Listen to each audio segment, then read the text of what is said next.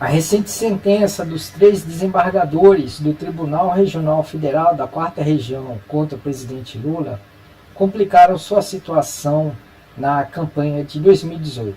Embora a presidenta do Partido dos Trabalhadores, senadora Gleisi Hoffmann, tenha anunciado o ex-presidente como candidato a uma nova gestão da presidência da República, a sua situação se tornou cada vez mais difícil. A sentença pode ter queimado, em parte da opinião pública, a imagem da justiça, de um judiciário cada vez mais partidarizado. Mesmo assim, a sociedade conservadora se sentiu em grande vantagem no seu objetivo de impedir que forças progressistas voltem ao poder na República. Assim, a situação de Lula para voltar a governar o país se tornou cada vez mais difícil, porque a pressão aumentou com a sentença dos desembargadores.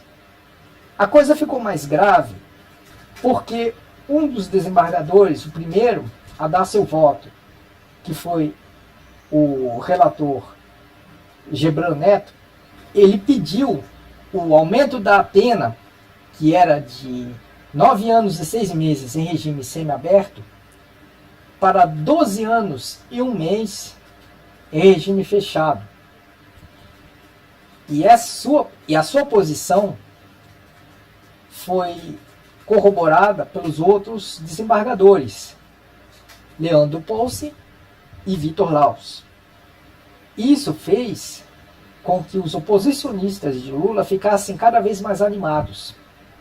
E eles querem tanta pressão que eles não podem mais aceitar que o golpismo político deles fracasse. Infelizmente. Eles têm um grande lobby por trás, têm um grande suporte financeiro. Estamos numa situação em que o lawfare, que é a partidarização da justiça, se tornou uma regra no Brasil. Uma regra que atropela os princípios do direito e vai contra a Constituição Federal. Mesmo assim, o lawfare tem um apoio de pessoas bem influentes, tem um apoio da grande mídia e de uma sociedade moralista e conservadora que não aguenta mais ver forças progressistas governando o país, que para elas, no entender equivocado de suas visões de mundo, é sinônimo de corrupção. Porque para ela, corrupção é o quê? Defender a soberania nacional, defender o interesse público, os projetos populares, né? Defender a educação pública, a saúde pública, melhoria de qualidade de vida da população. As elites que retomaram o poder em 2016, elas querem retomar os seus interesses, nem que seja para atropelar qualquer tipo de lei que vai contra o que elas querem. Isso é bastante lamentável,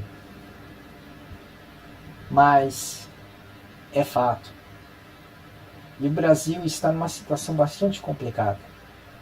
Lula faria a campanha presidencial se tornar mais competitiva, porque ele tem um projeto político mais consistente.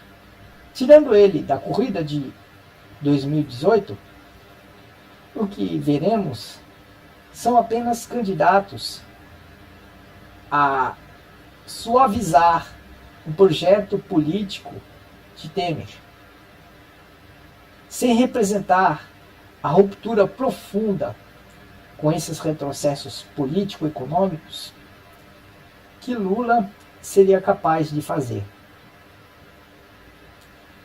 Se Lula estivesse concorrendo em 2018, o que parece difícil diante da pressão de seus opositores, que é bastante violenta, Se Lula concorresse à presidência da República, os candidatos teriam que adaptar o seu programa de governo, teriam que botar propostas mais atraentes, mais justas, mais edificantes para a população.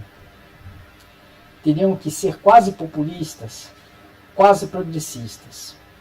Sem Lula, os candidatos não precisam disso, podem inclusive viver à sombra de Temer, ou, quando muito, fazer um programa mais suave, de exclusão social, de entrega do patrimônio público. Vão apenas dar pequenas melhorias salariais dentro dos limites da chamada reforma trabalhista. Ou então, seguirão sua linha de privatização, mas determinando de maneira relativa que as empresas estrangeiras que adquirirem o patrimônio público melhorassem um pouco mais os seus serviços.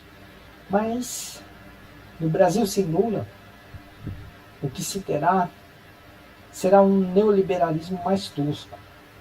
Talvez um neoliberalismo mais grosseiro do que se viu na ditadura militar ou no governo de Fernando Henrique Cardoso, mas será de alguma forma suavizado em relação ao radicalismo do governo Michel Temer.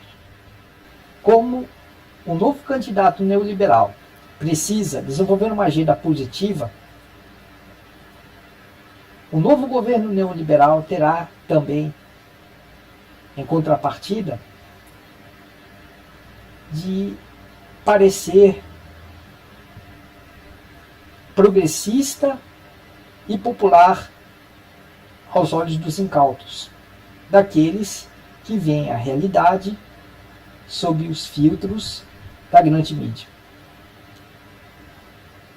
Dessa forma, o candidato terá que ser uma versão menos radical do governo Temer e propor até mesmo umas relativas conquistas sociais, para que assim desenhasse um cenário de aparente esperança e de aparente otimismo depois que se afastou à sombra do Partido dos Trabalhadores na República Brasileira. Mesmo assim, vai ser um Brasil ainda sombrio.